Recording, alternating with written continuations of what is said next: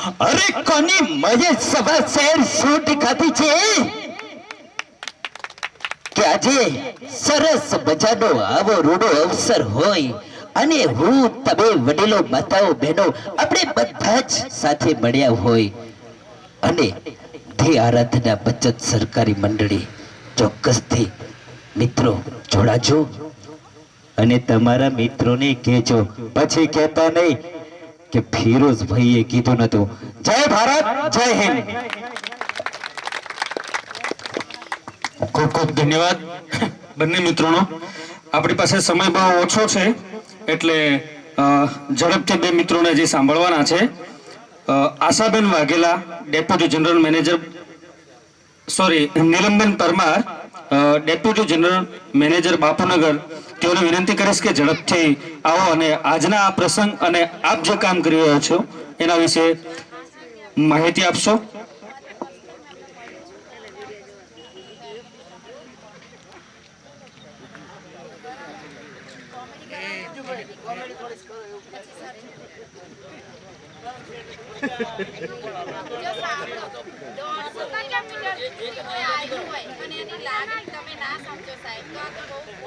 હાલો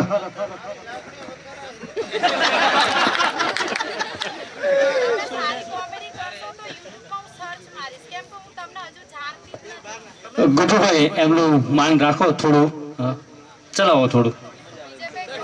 હાલો હાલો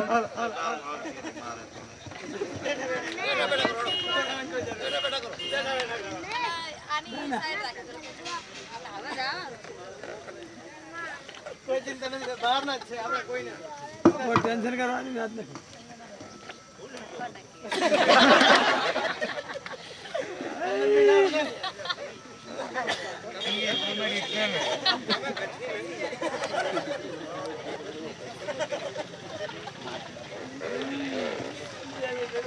બસ ઘણો બોલીશ તો પછી એવું લાગશે કંટાળો આવે છે.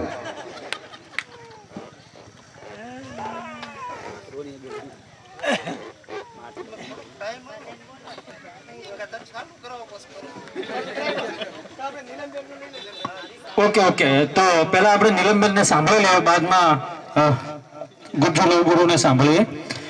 નીલમબેન પરમાર, તેઓ deputy general manager Bapunagar Ahmedabad શાખાથી આવે છે અને ઘણા વર્ષોથી આ આરાધના બચત સહકારી મંડળી સાથે જોડાયેલા છે. તો તેઓને વિનંતી કરીશ કે આજના આ પ્રોગ્રામને અનુરૂપ પોતાની વાત રજૂ કરશે. નીલમબેન પરમાર.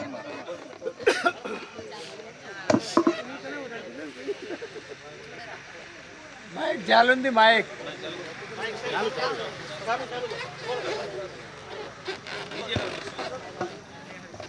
હેલો, નમસ્તે.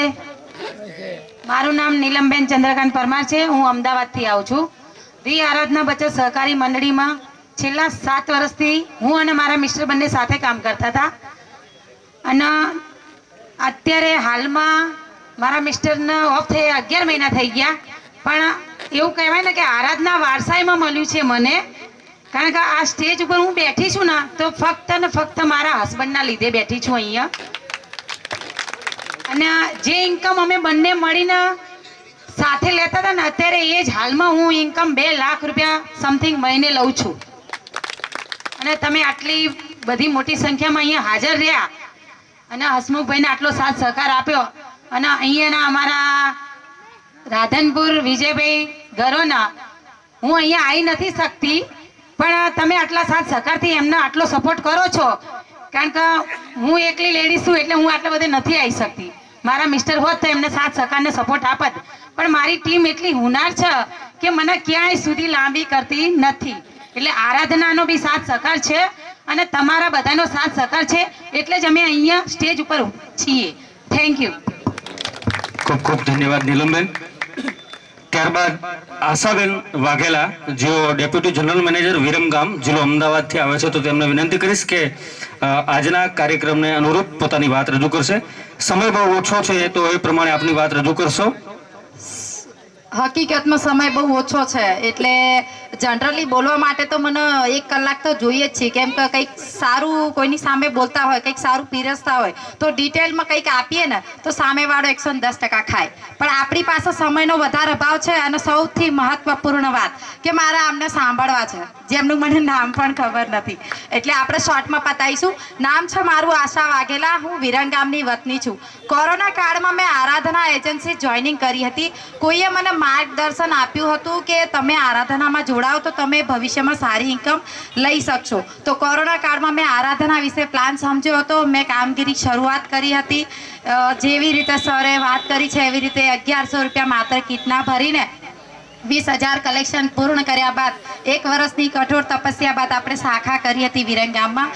અને અત્યારે હાલ પેમ્પલેટમાં જોવા જઈએ તો 6ઠ્ઠી લાઇનની ડેઝિગ્નેશન છે મારી ડેપ્યુટી જનરલ મેનેજર, અને એની માટે મને મારી પૂરી ટીમનો સારો એવો સપોર્ટ મળી રહ્યો છે અને મંડળીનો પણ સારો એવો સપોર્ટ મળી રહ્યો છે અને મહિને હું સારામાં સારી આવક પણ લઉં છું. હવે આરાધના દરેક પર્સનને કરવું જોઈએ એની એક મહત્વપૂર્ણ વાત છે. સિસ્ટરે વાત કરી એ પ્રમાણે આજે હું મહેનત કરું છું, હું આજે આરાધના હેન્ડલ કરી રહી છું, પણ ભગવાન ના કરે કાલે હું ના હોઉં તો મારા ફેમિલી માટે શું હું કંઈ મૂકી શકું છું?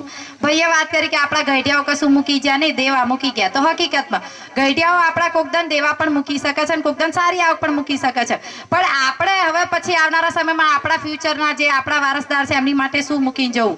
તો આરાધનામાં એટલું સમજ્યા બાદ મેં કામ ચાલુ કર્યું છે કે ભગવાન ના કરે આજે હું આવી છું આટલે બધે 150 કિલોમીટર દૂર. તો એક જનરલ વાત છે કે વિરંગામથી દૂર 150 કિલોમીટર દૂર હું આટલે બધે આવી છું અને ભગવાન ના કરે રસ્તામાં મને કંઈ થાય છે તો આરાધના બચત સહકારી મંડળીથી જે મળતા ફાયદા અત્યારે મારી બેન ભોગવી રહી છે, આવનારા સમયમાં મારી ફેમિલી ભોગવશે, એ હેતુથી હું આરાધનામાં કામ કરું છું અને સારામાં સારી આવક લઉં છું. મારા ફ્યુચરનું, મારા ફેમિલીનું સારું ઈચ્છવા માટે હું આરાધનામાં જોડાયેલી છું. આપ સૌ પણ જોડાઓ આરાધનામાં. પોતાના છોકરાઓ માટે, છોકરીઓ માટે સારો પ્લાન છે અને ભવિષ્યમાં કંઈક મૂકી જવાની એક સારી એવી તક છે. તો વેલકમ ટુ આરાધના. અને અહીંના બ્રાન્ચ મેનેજર સુઈગામના જેમને મને ઇન્વાઇટ કરી છે, તો હસમુખભાઈને પણ હું ખૂબ ખૂબ શુભેચ્છા પાઠવું છું.